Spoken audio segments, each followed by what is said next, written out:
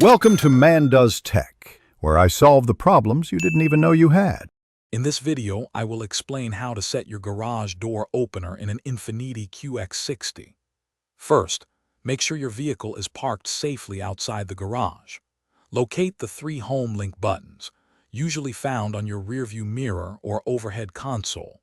To begin, clear any existing programming by pressing and holding the 2 outer home link buttons simultaneously until the indicator light flashes rapidly, which typically takes about 20 seconds. This ensures a fresh start for your new programming. Next, grab your garage door remote control. Position it about 1 to 3 inches away from the home link buttons. Now, simultaneously press and hold both the desired home link button you wish to program and the button on your garage door remote. Keep holding these buttons until the home link indicator light changes from a slow flash to a rapid flash.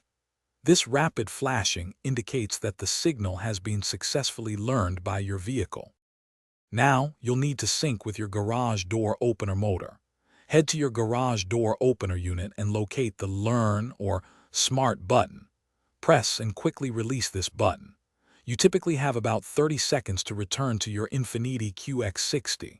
Once back in your car, press and hold the home link button you just programmed for 2 seconds, then release it. Repeat this press and release sequence up to 3 times. Finally, it's time to test your newly programmed home link button. Press it firmly and observe if your garage door opens or closes as expected. If it works, congratulations! You've successfully programmed your garage door opener. Remember to repeat these steps for any other garage doors or gates you wish to control. Also, for an amazing upgrade to your home, check out the Shark AI Ultra Robot Vacuum. You can find a link to this and other great deals in the description below. Thanks for watching. If you found this helpful, don't forget to like and subscribe.